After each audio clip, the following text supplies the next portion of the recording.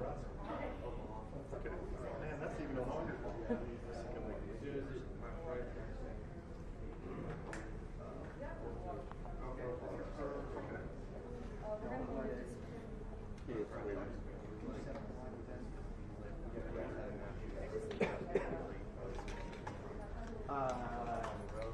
Good morning, Josh and Brennan. Pardon the appearance this morning. It's been a bit of a long night for a lot of us covering this tragedy. We have relocated. We were on North Academy earlier this morning during the 6 to 7 o'clock hour. Now we've relocated to the CSPD headquarters because this is where we are anticipating a news conference taking place right around 8 o'clock. Looks like it may be just a few minutes behind. Situation hasn't changed as of right now from where we were at 3 a.m. during the first news conference. Still a lot more questions than answers. Here's what CSPD has confirmed so far. The first shots were fired just before midnight last night. When it ended, 5 people were dead, 18 injured. Obviously that number could change, but police couldn't tell us how serious those injuries were earlier. When we asked how it ended, how the shooter was stopped, who stopped them, a spokesperson couldn't say that either. However, they did say this was not an officer-involved shooting, and according to Club Q on Facebook, it was other patrons who stopped the shooter, not police. Obviously, there were a lot of people here who witnessed it, but police are still asking for any and all evidence the public may have.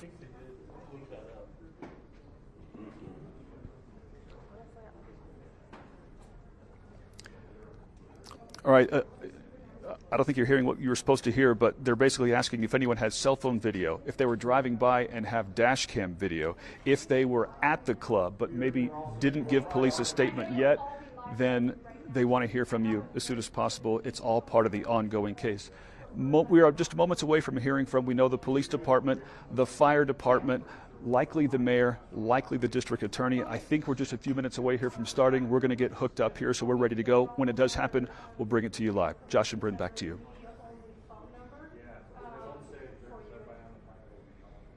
That's why I was asking, because I want to give it just to you guys. So give us a few minutes to finish getting all this set up, and then we'll get ready here. I guess no sign. Yeah.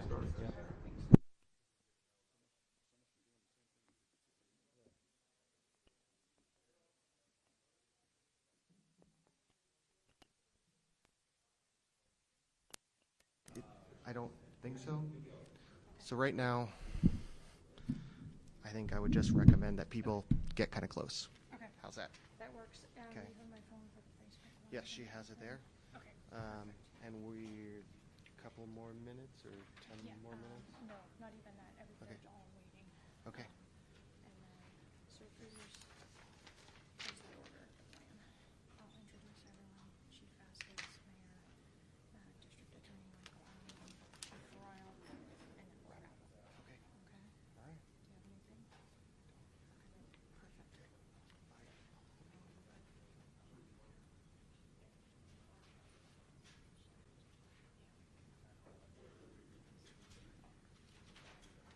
Yeah, no, she typed. Oh, yeah.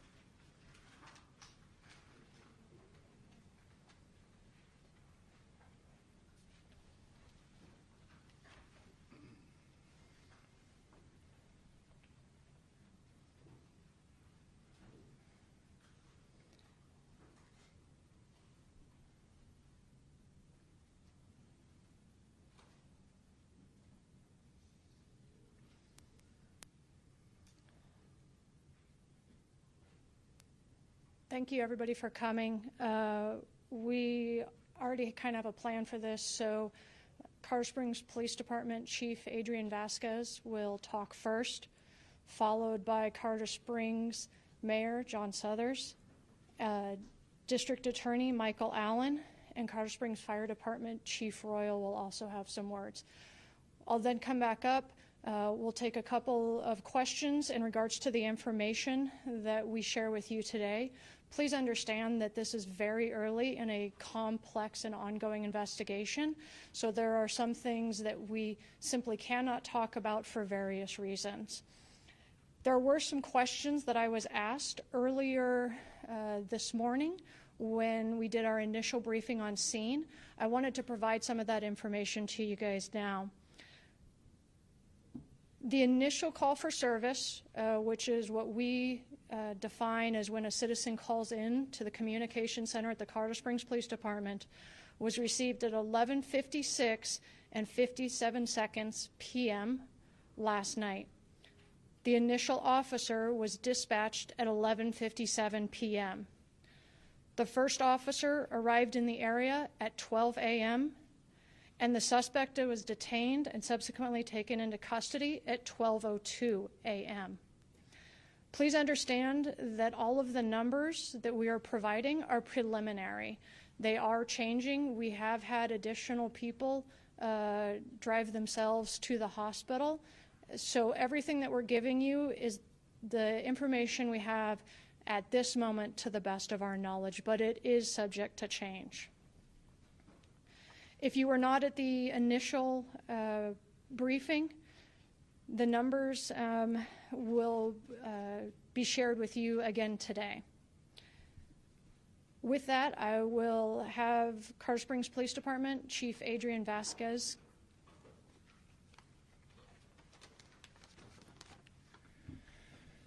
Well, good morning, everybody. Thank you for being here on this tragic day. I want to first express my condolences to those families who have lost the loved ones during this tragic event, and to those that were injured today during this tragic shooting. I want every citizen in our city to know that the men and women of the Colorado Springs Police Department stand with you during this tragedy. We are working tirelessly to ensure that justice for the victims in this senseless and evil shooting is given. Club Q is a safe haven for our LGBTQ citizens. Every citizen has the right to feel safe and secure in our city, to go about our beautiful city without fear of being harmed or treated poorly. I'm so terribly saddened and heartbroken. I also want to thank all of our first responders, our fire department, our police officers, sheriff's office, all of our medical personnel, whether they be transporting through AMR and other ambulance services, and all of our hospitals did a tremendous job during this undertaking. Thank you so much for all that you do every day. We are actively processing the scene at Club Q. Initial evidence and interviews indicate that the suspect entered Club Q and immediately began shooting at people inside as he moved further into the club. While the suspect was inside of the club, at least two heroic people inside the club confronted and fought with the suspect and were able to stop the suspect from continuing to kill and harm others. We owe them a great debt of thanks. As the investigation is still in its early stages, we are not going to identify any of the witnesses inside of the club at this time. The FBI is already on scene and assisting with the investigation. We are also working to identify the victims who have died and notify their families. Please be patient with the identification of the victims, as a first priority is to the victims' families. We have numerous detectives and officers interviewing witnesses and victims. We have multiple victim advocates also meeting with the victims who have been injured. These advocates will also be meeting with the families of those victims who have died. The suspect has been identified as Anderson Lee Aldrich, a 22-year-old male. At least 2 firearms were found at the scene. We are still working to identify the firearms and who they belong to, but I can confirm that the suspect used a long rifle during this shooting. Detectives are currently seeking multiple search warrants, so please be patient with the release of information, as this is a large and complex scene and will be time-consuming to process. Detectives are also looking to identify if there were any other individuals who assisted the suspect.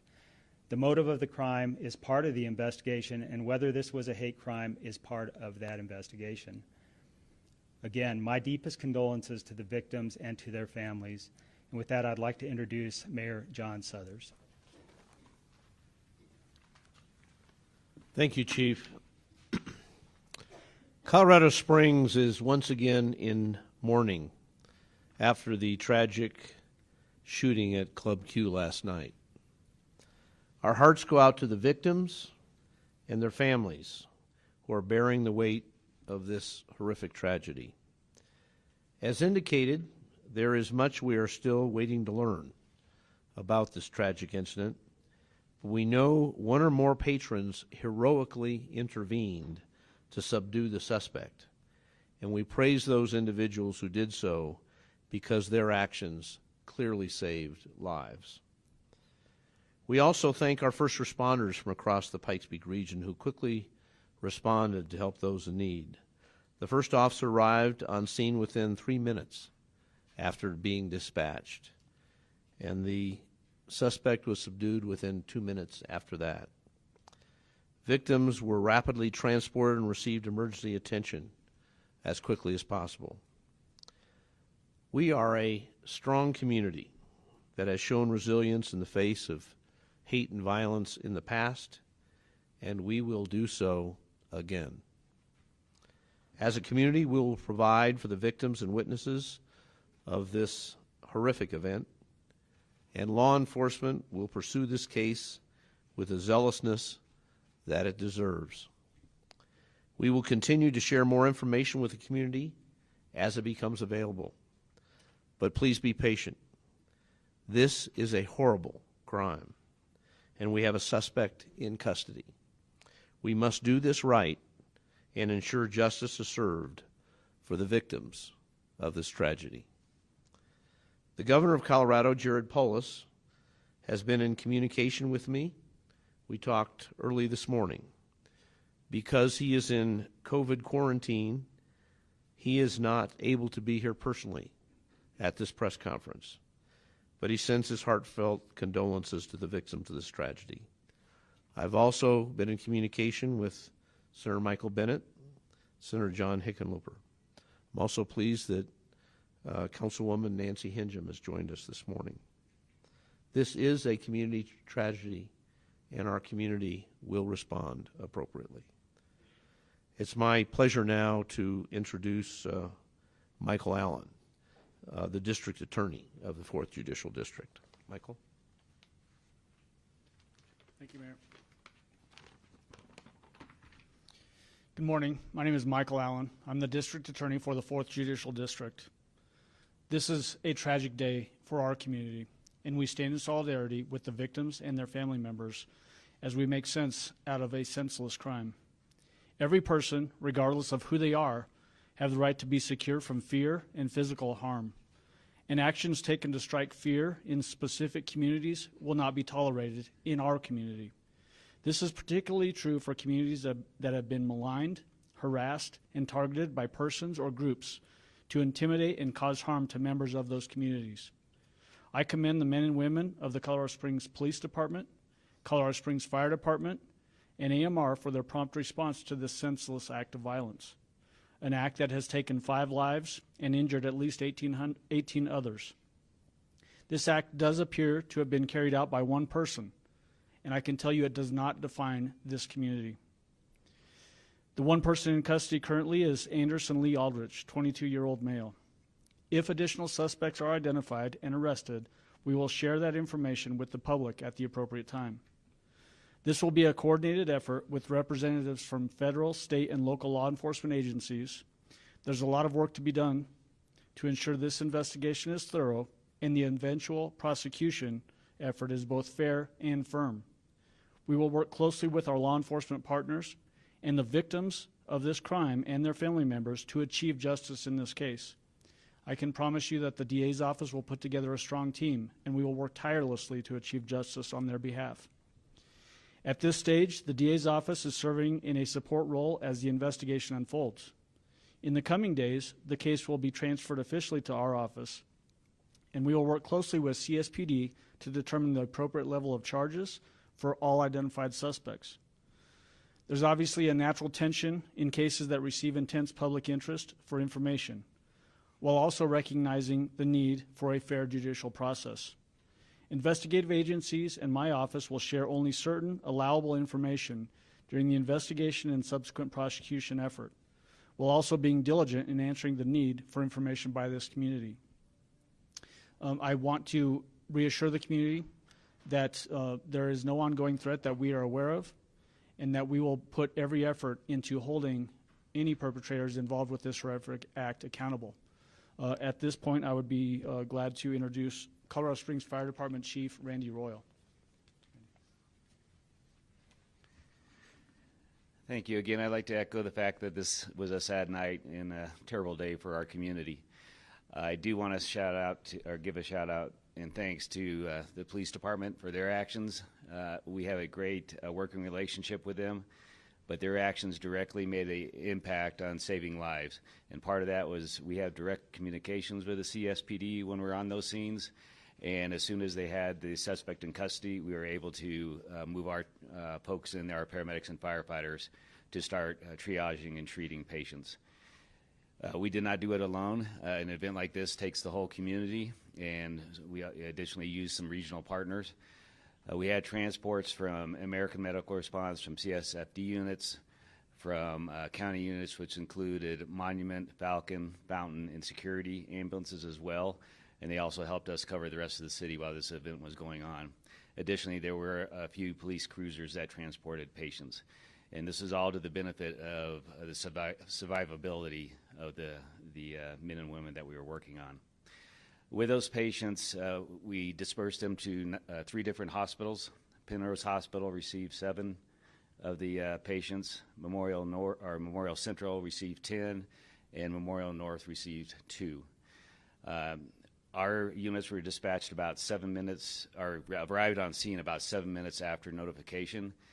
And again, with the Colorado Springs Police Department subduing the victim quickly and getting him cleared for us to come in a lot of circumstances like this, it would have been probably twice as long for us to get in there and start treating. And this one is as soon as we were on scene, we were able to move in there. Thank you again for the time.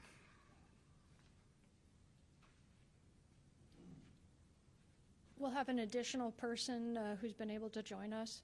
Mr. Cole Finnegan with the U.S. Attorney's Office is going to come up and give some comments too. Good morning. I'm Cole Finnegan, the United States Attorney for the District of Colorado.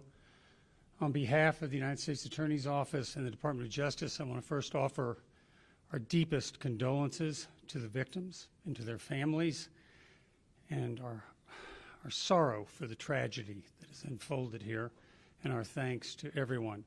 We will work closely with District Attorney Michael Allen, with local law enforcement, with Mayor Suthers, and everyone in the Colorado Springs community and in Colorado to ensure that the person who did this is brought to justice. We will work together and move forward. Thank you.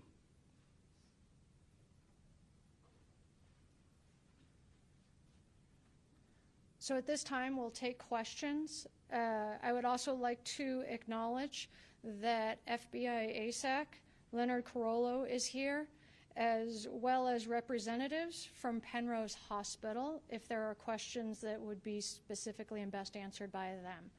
Again, please remember that this is very early in the investigation. Sir?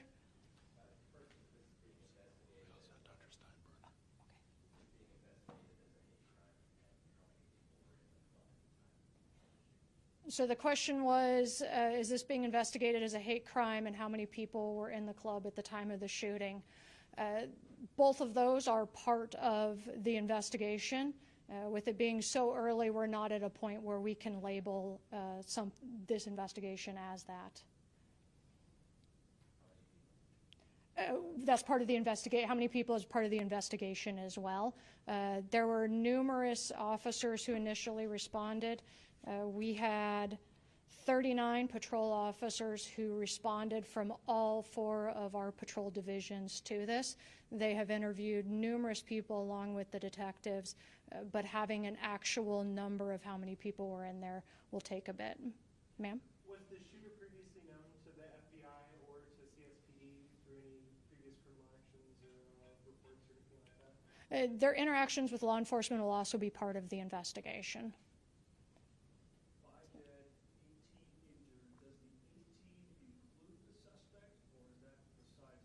It does not.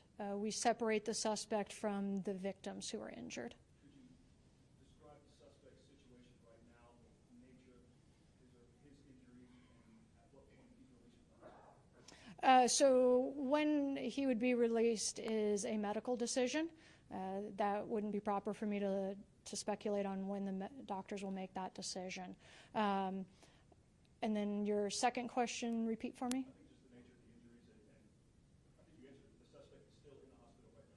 Correct. They are at a local hospital. And the extent of injuries, I do not have.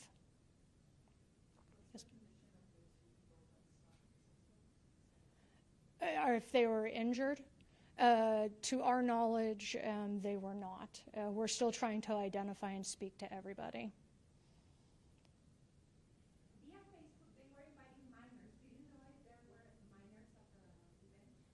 That's the first I've heard if there were minors at the event. I do not know about that.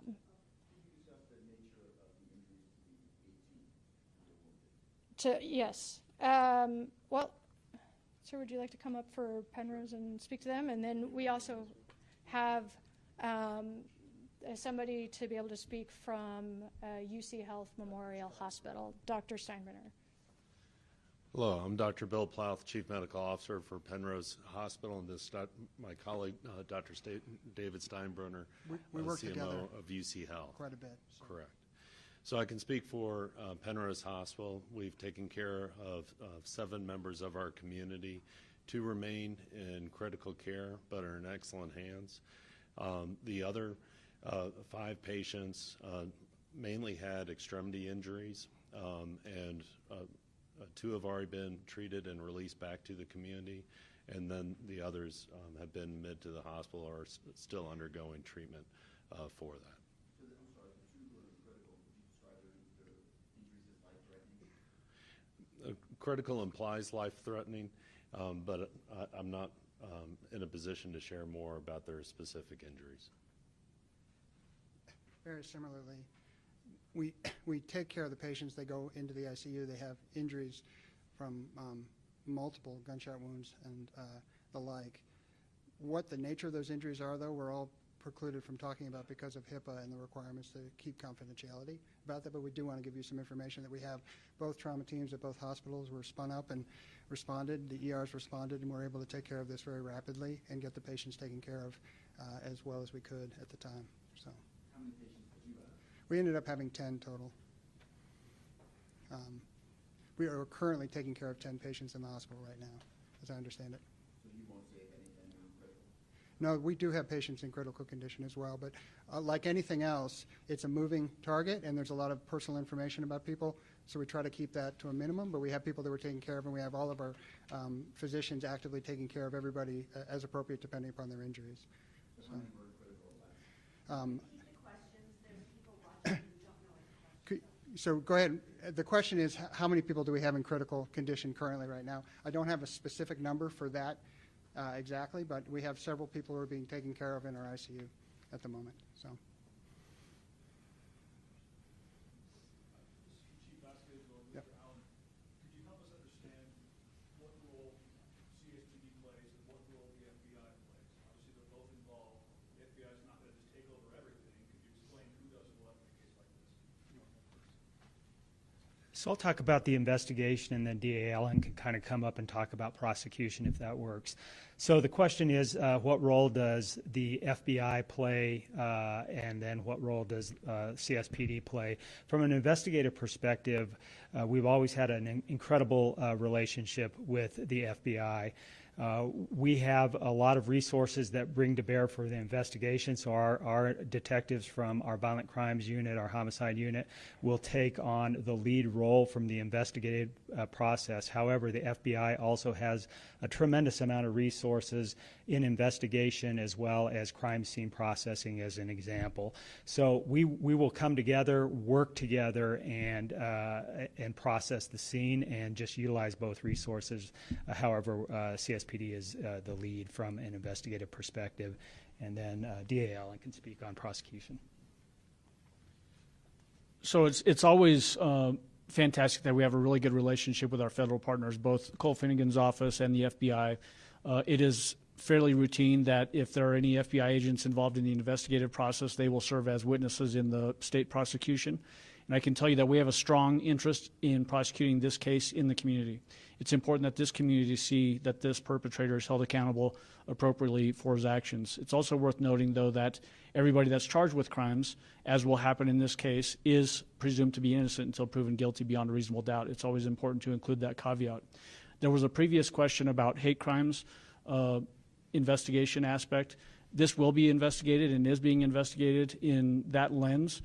But I can tell you that the current bias-motivated crime statute in the state of Colorado provides some elevation, but will not elevate beyond what will likely be charges in this case, which will likely include first-degree murder, extreme indifference murder, those types of charges, which are all Class 1 felony murder charges.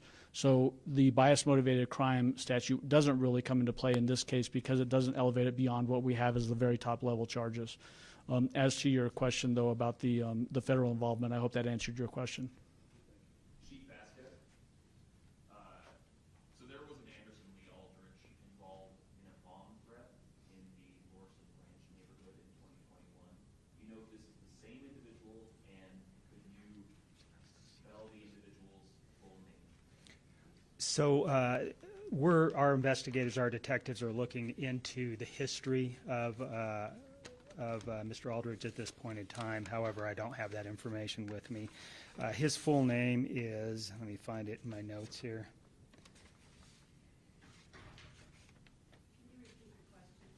Yeah, the question is, in essence, were there other investigations prior to this one with this individual? And yeah, his name is Anderson Lee Aldrich, Aldrich, a 22-year-old male. I don't. So the question about prior potential incidents involving this same individual, there are certain protocol that we have to follow, and so when we can release information on that, we will. There's no further information that we can release as it relates to the prosecution investigation, as it relates to any prior cases of interest. Was there a bouncer at the door of the nightclub, or was the suspect just able to walk in with a long gun? The question was was there a bouncer at the door or some type of security at the door? That'll be part of the investigation. And as far as the suspect is concerned, has there been anything alarming that you guys have seen on his social media that would indicate why he would do something like this? That was worded very similar to the motive for it, just was it posted on social media. And again, that'll be part of the investigation. Sir. Lieutenant, can you just confirm me, all 18 injuries, they were shot? No one got trampled or anything of that nature? We do have some injuries that were as a result of people fleeing. I don't know for sure that all 18 were shot. Did I hear there were more injuries coming into the hospital even after those 18, so we know what the numbers up to? We have had more walk-in to the hospitals. Right now, the number is 18. As we progress, and if those numbers change, we'll get those to you. Yes, sir. Do you believe alcohol or drugs can be involved Sorry, the question was, are there alcohol or drugs involved with the suspect? That would be part of the investigation. Ma'am? Are you able to provide any ages of the deceased? Not at this time. As everybody has said, our very first priority is notifying the victims' families and the next of kin. Once that's done, the process in our state is that the El Paso County Coroner's Office will determine cause and manner of death, but we will get that information out as quickly and as reasonably as we can with respect to the family. You're fine. The question was how many shots were fired. That'll be part of the investigation. That would not be something that we would be at liberty to say at this point in time, but it is part of the investigation, is any statements that the suspect or any witnesses say. Yes, sir.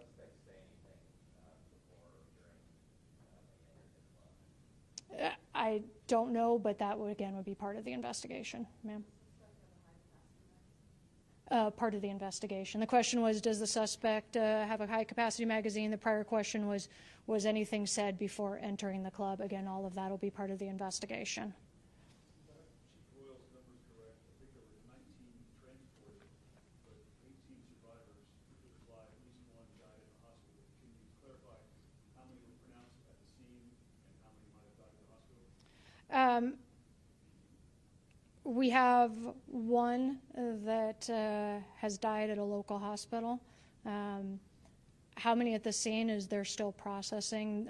It's all of our initial numbers at this point. Was this some sort of event happening either earlier in the day or in these nighttime hours, or was it just a typical night? Was there an event going on? Your question is, was there a specific event at the club? I don't have that information. This club is not a problem. It is a safe haven for members of our community. So we are all shocked and saddened that this occurred here this last night.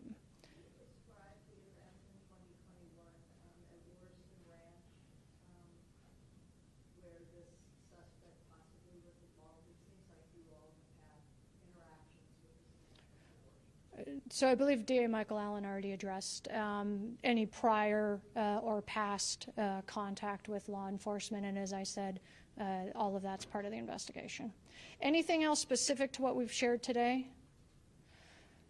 So if you can please follow our Twitter account, we will be sending out the next time we're going to have updated information, and if that's going to be released through a press conference or through a news release.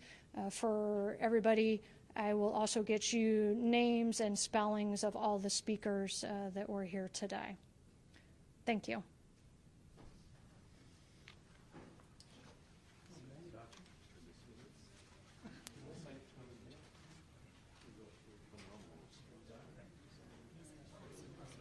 I'm sorry, Sarah. Let me get back to you. Okay. I don't think we are ready to release specifically the date of birth, but I will let you know. Okay. Can you now just go around the check number? Oh, yes. There were a bunch of them are live. So, yeah, I was going to do that after the fact.